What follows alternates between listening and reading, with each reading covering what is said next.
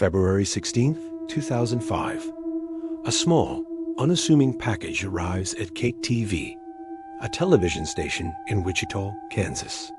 Inside, there's a letter and a single purple 1.44 megabyte Memorex floppy disk.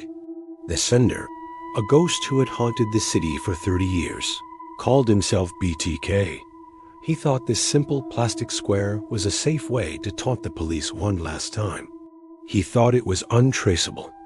In his own words, written in a letter to the press, he asked them to be honest, believing that a floppy disk couldn't be traced. He was wrong. The digital ghost was already inside the machine. His identity was hidden in plain sight, embedded in the metadata, long before the detectives knew his name. The walls of those quiet houses remember what the police missed, and the digital trails never forget. Today, if you drive through those same neighborhoods in Wichita, the houses stand quiet. On some, the paint is peeling. A few for sale signs lean tiredly in overgrown yards. The city of Wichita, on the surface, has moved on. But if you're out late, around 3 a.m., the air can still feel heavy. A chill runs down your spine that has nothing to do with the weather. Neighbors, even now, still lock their doors twice. They might not talk about it, but they remember the headlines. They remember the chilling, taunting letters sent to the newspapers and TV stations. And deep down, they remember the terrifying, creeping thought they all had back then. Was he watching them too? Was their house next on his list?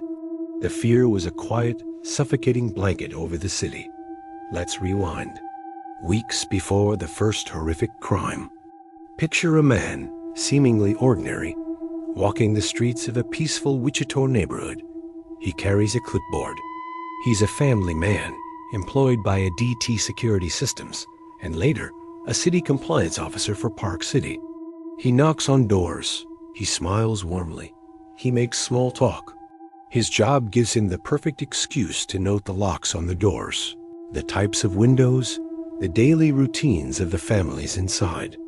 Nobody saw the red flags. No one thought twice about the way he lingered just a little too long outside the Otero house. No one noticed the way he would sometimes return at night, alone, just to watch from his car. The air itself seemed to change around a home once he decided its inhabitants were what he called a project. The ordinary became sinister. A friendly face became a mask for the monster lurking just beneath. Now, let's go back to that floppy disk, the key that unlocked 3 decades of terror.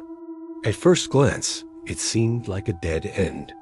But investigators, with a warrant and a bit of digital forensics, looked closer. On that disk was a deleted Word document, a ghost of a file. And when they recovered it, they found the digital breadcrumb he thought he'd erased. The document was last saved at Christ Lutheran Church. The properties of the file listed the last user as simply Dennis. A quick check of the church's staff revealed the president of the church council, the dutiful Cub Scout leader, the husband and father of 2. His name was Dennis Rader. The monster had been hiding in the most mundane, trusted places. He was sitting in the church pews on Sunday, shaking hands with his neighbors, while the bodies of his victims were still cooling in bedrooms across town. He was the wolf, not just among the sheep, but leading the flock. This evil didn't just appear out of nowhere in 1974. Its roots run deeper, into the dark soil of his youth. Decades earlier, long before the first human victim, small animals started disappearing in his neighborhood. Cats found strangled, dogs found bound and left in ditches. At the time, no one connected these isolated acts of cruelty. They were dismissed as pranks or the work of troubled kids. But later, Rader would admit to these being his first experiments, his early fantasies of power and control taking physical form. The evil didn't begin with the Otero family. It was already there, waiting patiently, growing inside a seemingly normal boy who collected bondage magazines and spent his days dreaming not of baseball or girls, but of absolute, terrifying control over others. The monster was practicing, honing his craft long before anyone knew his name. So you see, all of these moments, separated by decades, they all converge into one horrifying timeline. It's a split screen of past and present colliding. On one side, it's January 15th, 1974.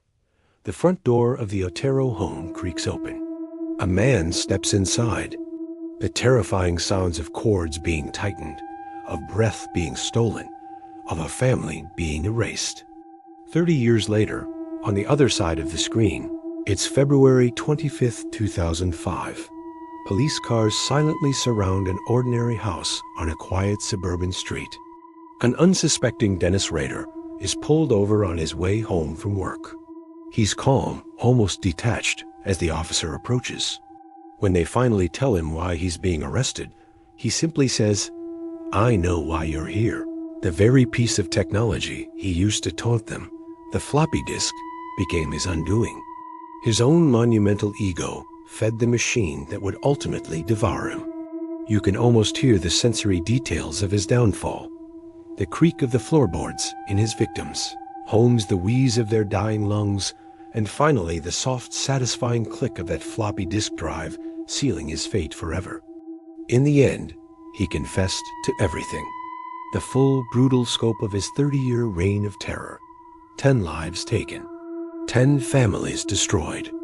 10 trophies, as he sickeningly called them, to add to his collection. He was given 10 consecutive life sentences, one for each soul he extinguished. He will die in prison. And yet, even with the case closed and the monster locked away, one question lingers. It's a question that scratches at the back of your mind as the screen goes dark. In his meticulously kept journals, he detailed his projects. We know about the 10 he completed. But how many more were there? How many near misses? How many other families did he stalk? Whose routines did he learn? Whose names are still written in those journals, waiting as potential projects that never came to be? The disk is gone. The evidence is filed away.